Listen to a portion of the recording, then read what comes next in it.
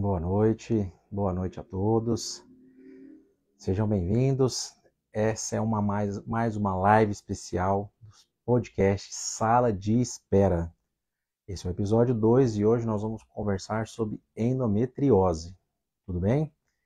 Eu vou dar uns minutinhos para poder todo mundo entrar. Vou recebendo. Boa noite aí para quem está entrando. Seja bem-vindo.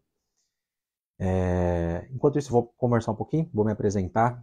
Eu creio que todo mundo aqui já me conhece, mas para quem não me conhece, sou o Dr. Adolfo Gabriel, sou médico ginecologista e obstetra, sou especialista em endoscopia ginecológica, cirurgia por laparoscopia e esteroscopia, bastante focado na área de endometriose, apesar de tratar todas as condições ginecológicas da patologia do trato genital feminino, de fato, meu foco mesmo é o tratamento de endometriose. E esse assunto não foi escolhido por mim, foi escolhido por vocês que me acompanham numa enquete que eu abri. Então, hoje eu vou conversar um pouquinho com vocês para a gente debater um pouquinho desse tema, responder dúvidas, a gente conversar um pouquinho sobre essa doença que é cada vez mais prevalente, cada vez mais comum nas mulheres.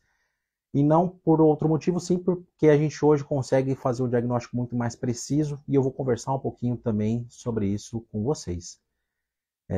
Boa noite aí, Luísa, Ivan, Dani, meu grande amigo, companheiro de residência, está aqui também. Obrigado aí por estar me acompanhando. Vamos lá, vamos conversar um pouquinho. Se vocês tiverem dúvidas, mandem mensagem, eu interrompo aqui, não vai cortar o raciocínio, a gente vai conversando um pouquinho. O objetivo mesmo é a gente debater e falar um pouquinho de endometriose. Então, para começar, o que é endometriose de fato, né? É o crescimento do endométrio, aquela camadinha interna do útero, se estabelecendo fora desse local habitual. Então, acometendo outros órgãos, a região pélvica, os ligamentos que dão sustentação para o útero, ovário, trompas, podendo acometer também intestino, podendo acometer a bexiga. Então, é o estabelecimento desse tecido em um local anormal, um local fora da cavidade uterina. E é importante a gente comentar a questão da parte genética. Hoje a gente sabe que pacientes que têm parentes de primeiro grau, ou mãe, ou irmãs que tenham endometriose, têm uma chance 7 vezes maior de ter endometriose do que a população geral. Então, se você tem alguém que é parente de primeiro grau, se você tem uma irmã, se você teve a sua mãe com história de endometriose, é válida você passar por uma avaliação e uma investigação, porque você tem um risco maior de ter endometriose. Isso antigamente era muito relevado. Antigamente acreditava-se que era normal ter dor na menstruação, a paciente deveria aguentar porque era assim mesmo, não tinha outra opção. E isso não é verdade, a paciente não precisa, a mulher não tem que ter dor. Na verdade, a dor é um sinal de alarme, é um sinal de que a paciente tem um alerta que ela merece procurar uma avaliação de um especialista. Ela não precisa sofrer com a dor na menstruação. E antigamente acreditava-se muito que a menstruação, do mesmo jeito que vinha para fora, ela também, pelas trompas uterinas, caía na cavidade para se desenvolver. E de fato esse componente é presente mesmo. A paciente tem que ter esse fluxo acontecendo para que essas células da camada interna do útero se estabeleçam fora dele. Mas se a gente pensasse que isso é o caminho base para acometimento da endometriose, todas as mulheres teriam. E a gente sabe que isso não é verdade. A gente sabe que muitas mulheres não têm endometriose e não é isso que causa. Então hoje a gente sabe que de fato, por várias teorias que se foram formadas, várias teorias que se criaram a respeito da endometriose, ela sempre foi uma doença muito enigmática. Mas a gente sabe hoje de fato que o principal componente envolve essa questão genética e a parte própria da paciente, uma questão de autoimunidade. O que significa isso?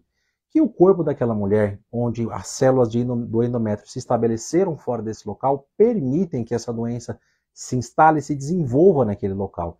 É como se o mecanismo de defesa do corpo da mulher ele fizesse uma vista grossa. Ele passa por aquela célula, ele vê aquele lugar que está sendo acometido por uma célula que não é normal e vai embora. Ele permite que aquela célula se instale e se desenvolva. E o que é importante a gente, então, já tendo fechado, entendendo o que é endometriose, a gente caprichou um pouquinho para explicar um pouco mais como é a endometriose e vamos de fato falar de o que é e como funcionam todos esses sintomas gerados por essa doença um pouco ainda sombria, mas que vamos tentar deixar isso um pouco mais claro. Então, para a gente suspeitar de endometriose, quais são os sintomas? O que tem que chamar a atenção para que a mulher suspeite que ela possa ter endometriose? Eu falo isso abertamente nas pacientes, no consultório, em entrevistas que a gente vai falar, e eu tento disseminar que, para facilitar, a gente tem que ser didático, para poder a população entender, falar, opa, será que eu tenho endometriose? Então, de fato, o que a gente tem são os 4 Ds da endometriose. E resumo basicamente em paciente com dor na menstruação, a dismenorreia, a paciente com dor na relação sexual, a dispareunia, a paciente vai ter dor pélvica e não ser relacionada ao período menstrual, ela vai ter dor fora do período menstrual. E para facilitar é a dificuldade de engravidar. Então, a paciente com infertilidade, a gente tem que suspeitar de endometriose. Então, a paciente que sofre, ela não precisa ter todos esses sintomas. Um único sintoma já pode começar a gerar a suspeita da endometriose. É claro que facilita quando a paciente tem todos esses sintomas, a gente fala, olha, isso é clássico da endometriose, vamos investigar que possivelmente nós vamos descobrir esse diagnóstico. Mas a paciente que começa com um único sintoma, olha, eu não tenho cólica na menstruação, eu não tenho dor pélvica, mas eu tenho dor na relação. A gente tem que dar validade para esses sintomas. A queixa da paciente é extremamente importante. E, de fato, a gente já partindo para conversar um pouquinho sobre o diagnóstico da endometriose. Começa na anamnese. A gente tem que valorizar a história da paciente. Se a gente não der credibilidade a esses sintomas que ela apresenta, a gente vai ignorar. E isso é o que acontece muitas vezes. Essa paciente com suspeita de endometriose, por todos esses sintomas, por mais que sejam claros, eles sejam óbvios, às vezes eles são ignorados. Ou pela família, vão falar para a mulher que isso é normal, não tem nada a ver, não é, você está criando algum caso, e ignoram esses sintomas. Ou às vezes por um profissional que não é especializado, um profissional que às vezes ele vai acabar focando em outra parte, desmerecendo um pouco os sintomas e deixando isso para lá. Por isso que muitas vezes pacientes que fazem o diagnóstico de endometriose descobrem essa doença depois de 6, 7, às vezes 10 anos lá do início dos sintomas. Isso porque a paciente tinha uma queixa clara e esses sintomas não foram valorizados muitas vezes pelos profissionais que já atenderam essa paciente. E aí que entra a questão da especialidade, de a gente conseguir atender e focando nessa parte, a gente consegue de fato, olha, se os seus sintomas são claros, a gente vai conseguir mostrar para você que realmente tem uma causa para tudo isso. Então, a anamnese é a base do nosso diagnóstico. A gente tem que valorizar, fazer uma consulta completa, investigar essa parte e não esquecer também, história familiar. Essa paciente tem que ser investigada de uma maneira completa e não simplesmente ela na sua frente. E sim você ampliar toda essa investigação. Além disso, a gente tem o exame físico. Existem alterações que são clássicas da endometriose, quando você tem um exame físico como toque vaginal, percebendo um espessamento, uma nodulação, por vezes não dolorosa, mas classicamente essa paciente sente uma dor muito forte quando você passa o dedo por um foco de endometriose que está fazendo ali, principalmente na região do fórnice vaginal posterior. É como eu costumo descrever, uma das alterações mais comuns que a gente tem é de você ter uma nodulação, um espessamento do ligamento uterosacro, que é um ligamento que dá sustentação para o útero. É como se fosse uma corda de violão. Você passa o dedo, ele faz um movimentozinho, a paciente responde com dor na hora. Possivelmente essa paciente sofre muito também com dor na relação sexual. Então o exame físico ele traz informações importantes. E não só no exame de toque. Às vezes no exame de rotina a paciente vai fazer uma coleta de Papa Nicolau. Você faz o exame especular. Então você passa o aparelhozinho no canalzinho da vagina. Quando você abre, você vai enxergar o colo do útero. Essa paciente pode ter presença de lesões mais avermelhadas, mais arroxeadas. Essas lesões elas também podem ser características de endometriose. Então, se você percebe uma lesão diferente no exame físico, pode gerar essa suspeita. Se você não é especialista, mas você viu e falou, opa, tem alguma coisa errada, vale sempre encaminhar para alguém que vai complementar essa investigação. Ou você mesmo consegue já complementar essa investigação e falar, ó, eu não consigo dizer com certeza, mas eu vou complementar a sua investigação porque isso aqui pode ser endometriose. Isso é super importante, porque aí a gente vai reduzir esse intervalo, a gente vai reduzir esse gap que a paciente tem de uma avaliação inicial até o diagnóstico fechado de endometriose. Então é importante que a gente dissemine essa informação, não só para as pacientes suspeitarem dos sintomas, mas também para os profissionais que vão prestar assistência a essa paciente, para eles, às vezes, eles são a porta de entrada dessa paciente. Então eles estando cientes de que alterações que são ali algumas coisas que, olha, não é o comum do dia a dia, pede um exame complementar. Mas se você não se sente seguro, não sabe se realmente aquele exame vai ser o melhor, encaminha ela para alguém que vai conseguir dar essa assistência adequada e a gente conseguir resolver o problema dessa paciente no menor intervalo possível, tá? Então, sobre o diagnóstico a gente já falou, a anamnese, o exame físico, e a gente vai para a terceira parte, né? A tríade que a gente pensa no diagnóstico são os exames de imagem. Profissionais que são experientes de fato, até mesmo no ultrassom transvaginal habitual, o exame que é feito de rotina, eles conseguem fechar esse diagnóstico. Eles veem imagens características e conseguem suspeitar e falar, olha, tem uma alteração textural nesse tecido, possivelmente isso é endometriose. Mas, de fato, os melhores exames para a gente suspeitar de endometriose ali é a ressonância de pelve e o ultrassom transvaginal feitos com preparo para endometriose. Não é a ressonância simples e não é o ultrassom simples. São exames específicos feitos com preparo para endometriose. Então, essa paciente vai receber a orientação do laboratório, ela vai fazer preparo com uma alimentação adequada, medicação para poder fazer uso e, de fato, ela chegar lá em condições de você ter um exame com a maior qualidade possível, para você não gerar dúvida naquele exame de imagem. Então, a paciente tem esses dois exames que, de fato, são importantíssimos para o diagnóstico. Mas se vocês repararem, eu falei assim, por que esses exames são para suspeitar de endometriose? Porque não é fechado o diagnóstico pelas alterações no exame de imagem. De fato, essa tríade que eu comentei, a anamnese, o exame físico e os exames de imagem, eles são extremamente importantes. Eles são válidos, mas o diagnóstico, de fato, mesmo ele é fechado no momento de uma cirurgia. Quando você retira aquela lesão suspeita de endometriose, pode ser um espessamento, pode ser uma nodulação propriamente dito, pode ser simplesmente um tecido com coloração diferente no peritônio, que é característico de endometriose. E o diagnóstico ele é feito por um estudo anatomopatológico. Então, de fato, é o patologista avaliando aquele tecido que foi retirado na cirurgia que vai fazer o diagnóstico e falar, confirmado, essa paciente de fato tem endometriose. E às vezes eu gosto até de falar para a paciente, na verdade, assim, você tinha endometriose, a gente resolveu esse problema. Mas a gente não pode falar isso assim abertamente, como se a paciente nunca mais tivesse. Porque a endometriose é uma doença crônica. A endometriose é uma doença que, se você permitir, aos pouquinhos ela vai se desenvolvendo e todo aquele processo de 7, 10 anos até formar de fato uma alteração e uma nodulação, um espessamento que é visível, ele pode voltar a acontecer, tá? E aí a gente parte de fato falando sobre isso para entrar na questão do tratamento. Por que é importante essa questão? Porque não é porque você fez uma cirurgia e a endometriose voltou que a cirurgia foi mal realizada.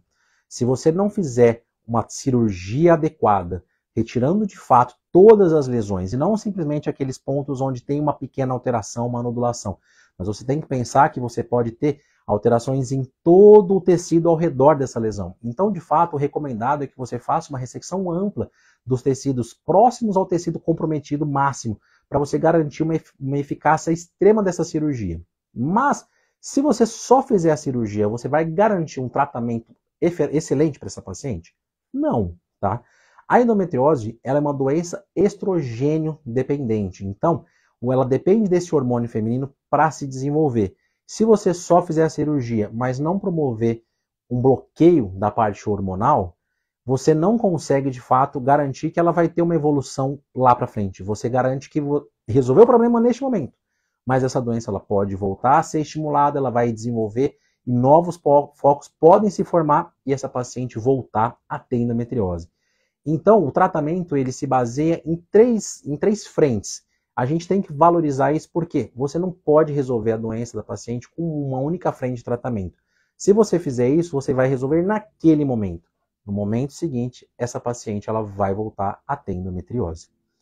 Deixa eu dar uma boa noite aí para todo mundo que está entrando. Tem pessoas novas aqui. Eu estou chegando na parte de tratamento para a gente entrar aqui quase no finalzinho dessa nossa conversa, desse bate-papo.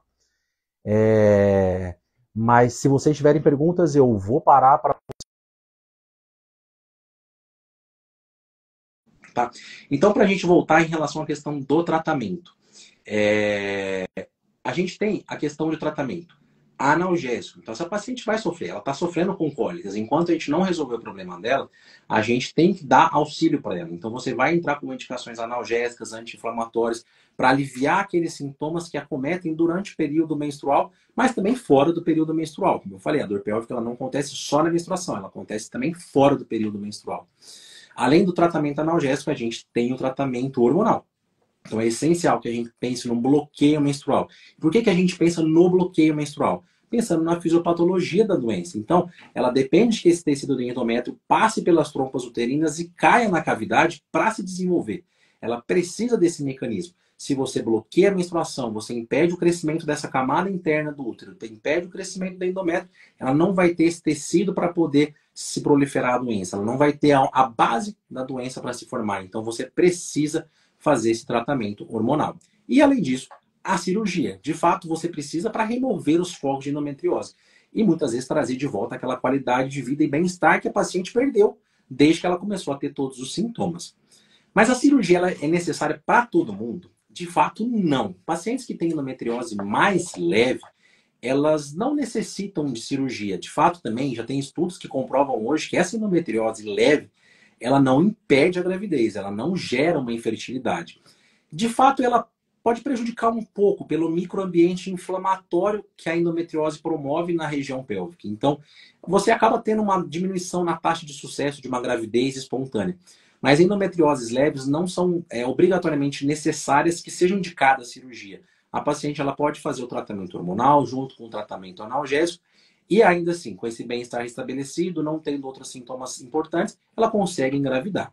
Agora, pacientes que de fato têm uma endometriose profunda, que já tem acometimento já mais extenso da região pélvica posterior, acometimento de intestino, acometimento de bexiga, ovários, qualquer outro órgão que esteja próximo ao local ou até mesmo distante, como questão de diafragma e tudo mais, quando você tem um acometimento já que foge às proximidades da região uterina, você tem um quadro de endometriose profunda e sim, esse daqui ele realmente atrapalha e muito.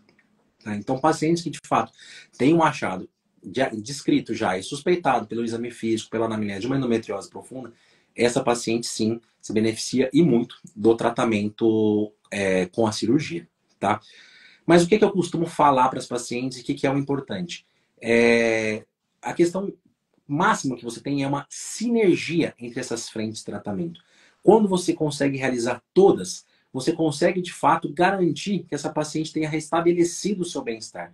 Não adianta você oferecer uma única parte, depois você vai para outra frente. Aí você acha que ainda não foi efetiva, você vai para outra frente.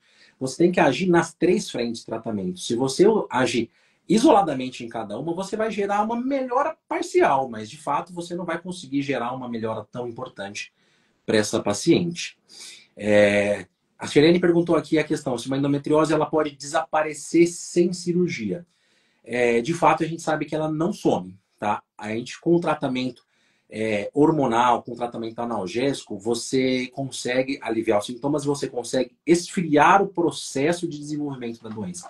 Então, você consegue garantir, como eu costumo falar para as pacientes, você garante que ela sai de uma velocidade de uma Ferrari e vai andar numa velocidade de um carrinho 1.0. Ela vai andar devagar, mas ela vai andar. Então, por isso que a gente não pode garantir unicamente para aquela paciente, eu tenho endometriose, eu posso usar um anticoncepcional contínuo? Pode, é muito bom, na verdade, faz parte do tratamento. Ou eu posso colocar um DIU que bloqueie minha menstruação? Pode também, é parte do tratamento, como eu comentei também em relação ao anticoncepcional. Mas você não vai conseguir resolver o problema da paciente.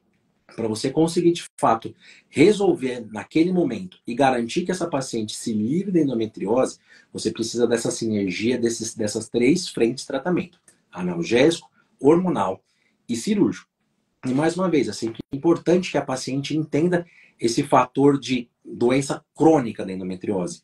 Às vezes a paciente fez tudo isso, tá um tratamento maravilhoso, os sintomas acabaram, e aí ela decide, depois de 3, 4, 10 anos, eu vou querer engravidar. Ela suspendeu o tratamento hormonal para engravidar. Não conseguiu engravidar 3, 6 meses, um ano.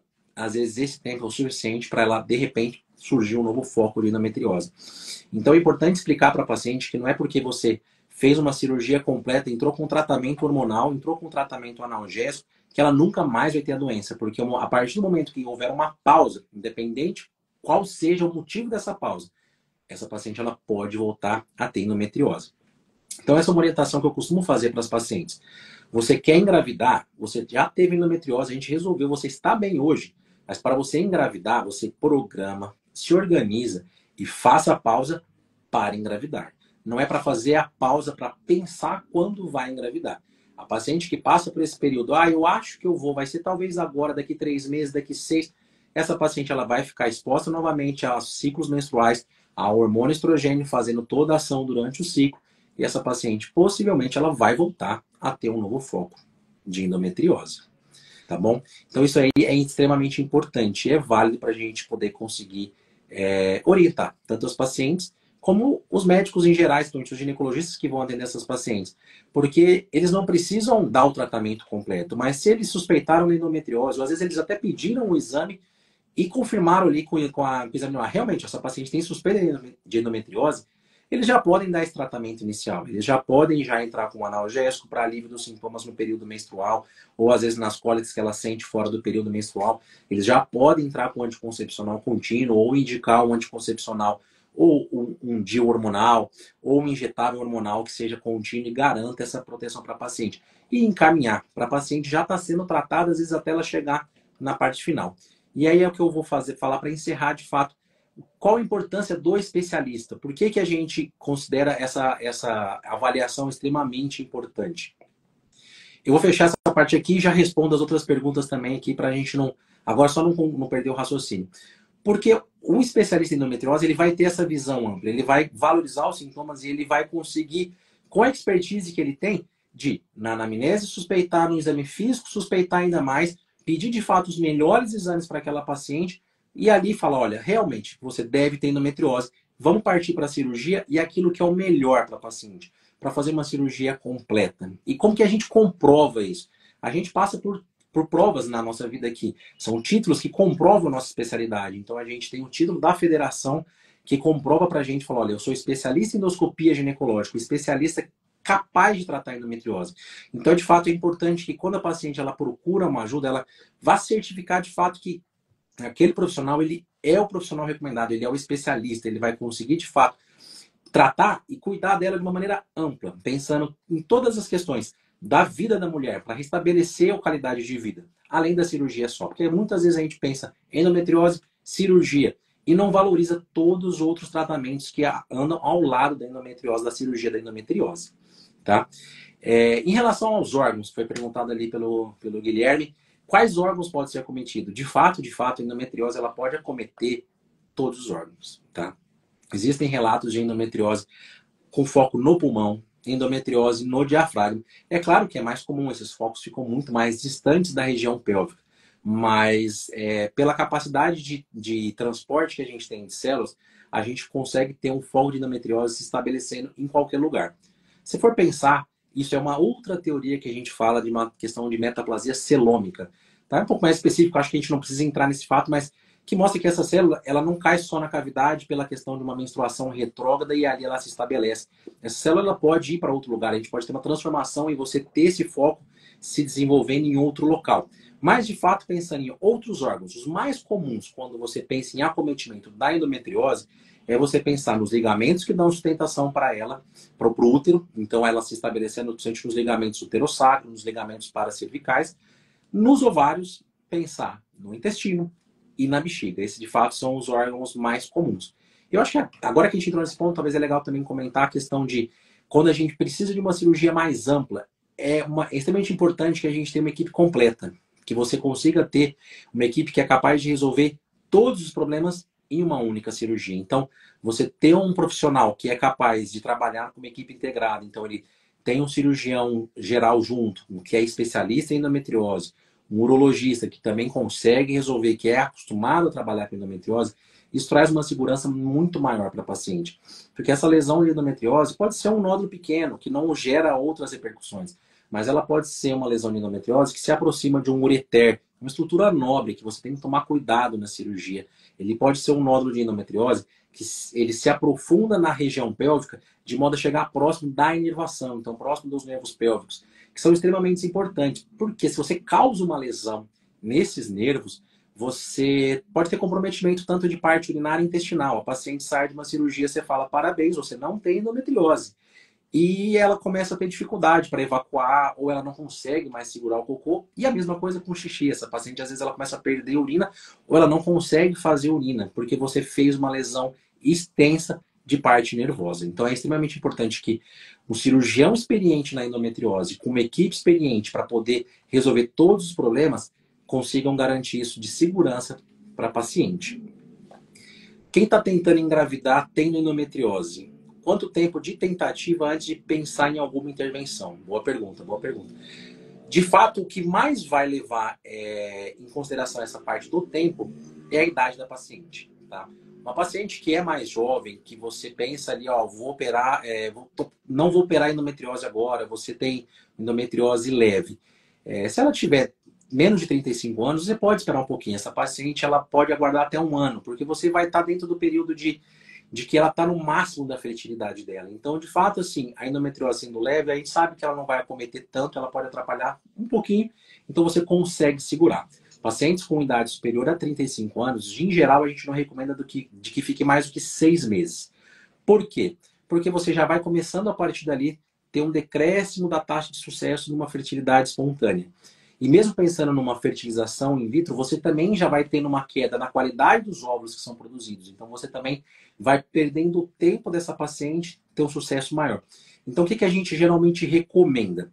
Pacientes que estão pensando em engravidar, é uma endometriose leve, tem menos de 35 anos, olha, você não está ainda pensando em engravidar agora? Pensa na questão de congelamento de óvulos, já vamos passar com o infertileuta, vamos trabalhar isso em conjunto para você conseguir, olha, não é hoje o seu dia, mas quando for lá na frente, você ter condições melhores de você ter uma gravidez. Se você deixar para fazer esse planejamento só lá na frente, às vezes você tem menos óvulos com qualidade boa, você perde um pouco desse time e o desejo de ser mãe às vezes acaba passando, perdeu o tempo e você não consegue. Então, o recomendado é faça um acompanhamento clínico antes disso tudo, para a gente poder ter essas orientações, esse segmento em conjunto com o infertileuta, que é responsável pela questão de fazer reprodução humana, e a questão de pensar numa cirurgia para paciente que tem endometriose, mesmo que seja endometriose leve, a gente está vendo que ela está tendo dificuldade para engravidar, passou de 35 anos, passou de 6 meses, não conseguiu, é válido de fato a gente fazer uma investigação ampla, complementar tudo isso,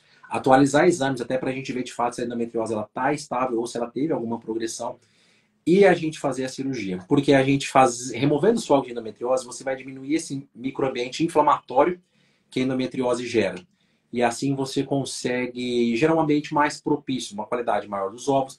Você não gera um ambiente que prejudica a questão do transporte, tanto do óvulo como do espermatozoide. O líquido intracavitário, intratubário, ele não fica com esses fatores inflamatórios atrapalhando tanto.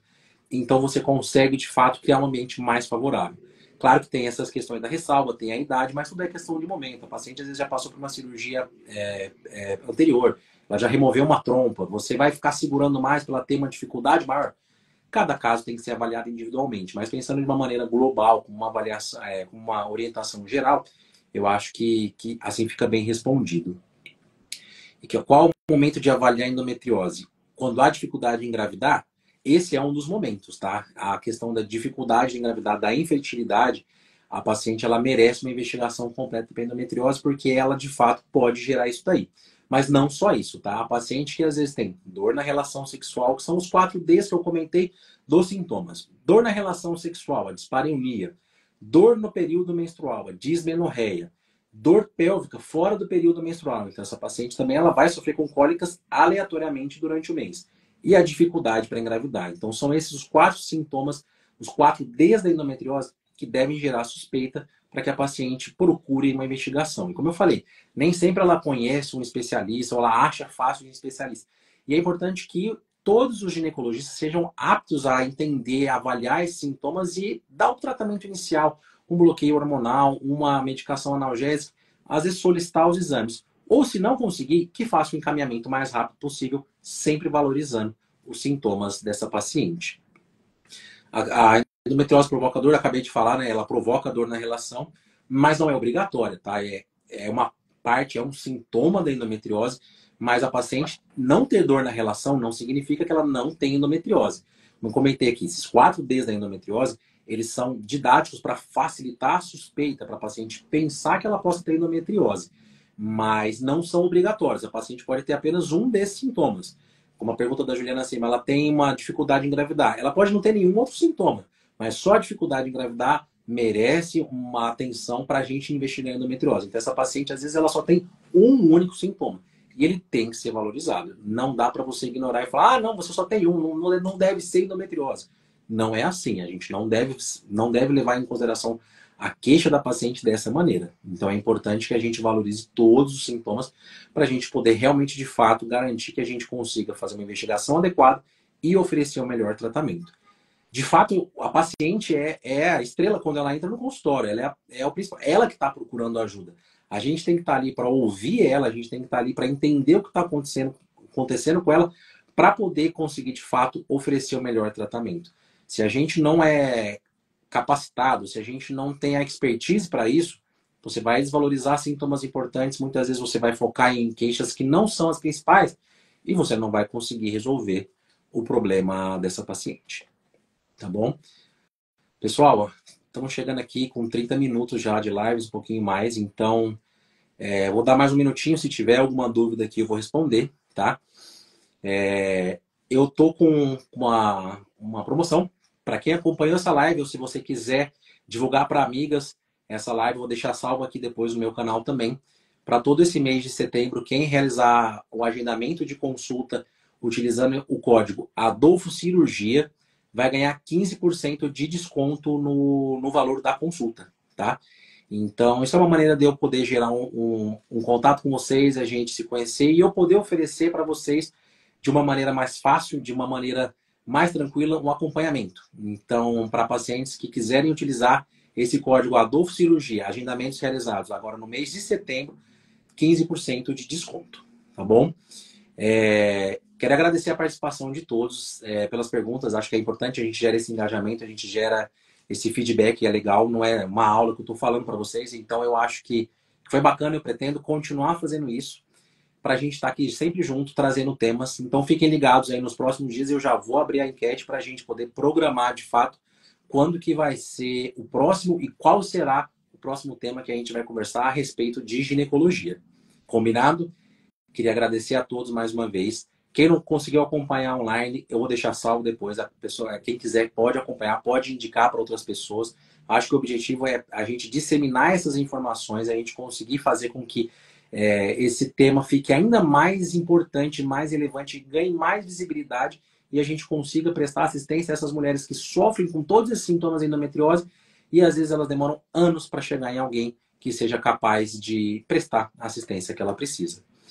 Então, mais uma vez, muito obrigado. Esse foi o segundo episódio do podcast Sala de Espera. A gente se encontra em breve. Um abraço. Até mais, gente. Tchau, tchau.